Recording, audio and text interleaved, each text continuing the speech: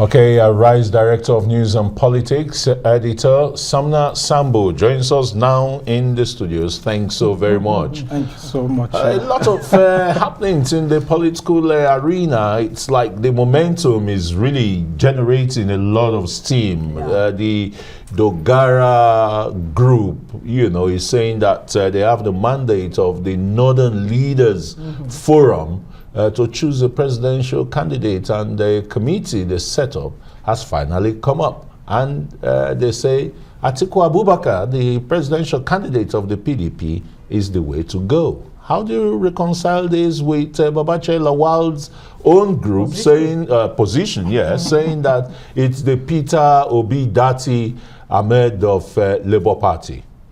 Thank you, Christian. This issue is coming up as a result of the grievances within the Governing All Progressives Congress. Now, this is more of like a group of people who had left the PDP, joined the APC, and then out of the grievances of the APC, similarly don't want to leave, and some of them are finding their way back to where they actually came from. I mean, if you look at the group of leaders that are forming this consultative forum led by Yakubu Dogara and people like Mohamed Kumalia, who is a former majority leader in the House of minority leader in the House of Representatives, and then you have former Governor Wada of Kogi State, Mokhtar Shagari, former Deputy Governor of Sokoto State, and all of that.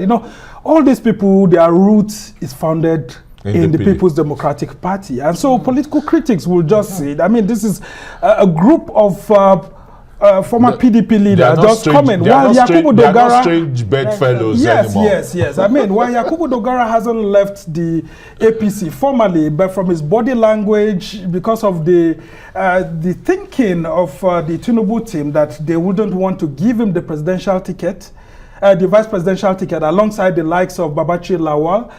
There's been this movement that they created, which has now culminated in this decision that they've taken. Now, before this decision could even be reached, the likes of Babachi Lawal decided to just go ahead and endorse Peter Obi, and saying that, look, from his own perspective, that's the best. And you could see that Yakubu Dogara had to quickly call him, saying that, look, it's not the group's decision. This is your own decision. So while this is within the fundamental rights of these individuals, but when you talk of the group of northern politicians that actually possess a huge quantum of followers and voters with influence, you would just describe these people as a sort of mid-sized politicians. I was just going to ask you, for example, Sumner, where does the Arewa Consultative Forum, the Northern Elders Forum, and other, quasi groups, where do they stand in all of these? Should we be expecting a statement from them? Would they flow with any of these Babache Lawal or Dogara? It may be difficult because this is a new sort of forum that has been put in place, and if you want to probe the things that have led this forum, being given birth to, it's part of the grievances arising from the Muslim ticket in the APC. Because if Tinubu had taken a Christian vice presidential candidate and maybe someone from the north, then they may not have decided to go on this.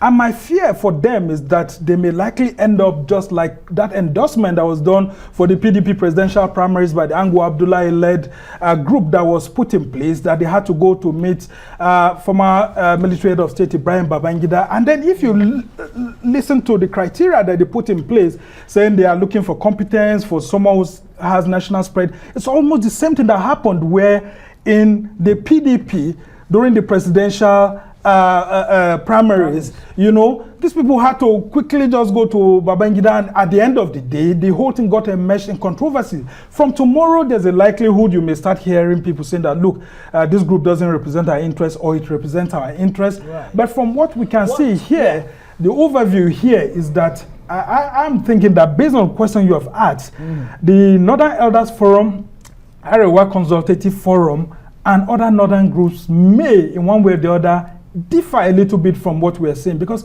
they've And been what very would careful that- not to endorse someone, Right. especially like Atiku Abubakar, immediately, because the voter demography is changing. If you Right. see the political demography ahead of the 2023 election, you will find out that even the socio-cultural groups who have often rushed to back candidates are being very careful, because the introduction of beavers, the awareness that's on ground, even the APC itself, which is the governing party, is not finding it easy. Right. Of course, all of this will be game changers for the next election. This endorsement by the Northern Leaders Forum, that's what they call themselves, Consultative Dogara Forum. Consultative Forum, and all of that. How much impact really will it make on the Atiku, presidential bid? Especially considering that you have the G5 who've been, constantly doubling down, saying that Atiku, no, for as long as IU is there as the national chairman.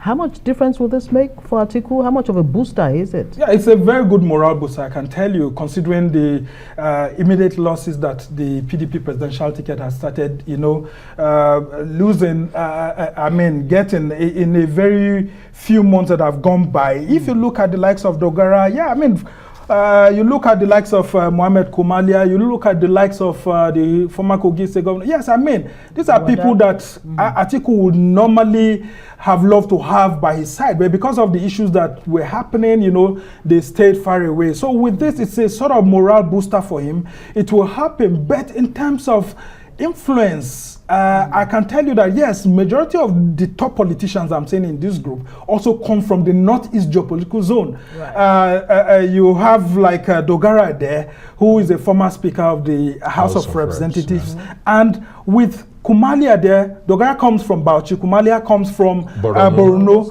and then you are now having Shagari coming from the northwest, Sokoto. And then you have Wada coming from the north central. Yes, some of the top politicians, they are coming from the northeast, and the political critics will tell you that, these people are just backing their homeboy, Atiku Abubakar. So it doesn't ask so much, but it gives Atiku Abubakar the feeling to want to say, look, I've been able to grab some people from Bola Tinubu's men, people who left the PDP and went to Bola Tinubu.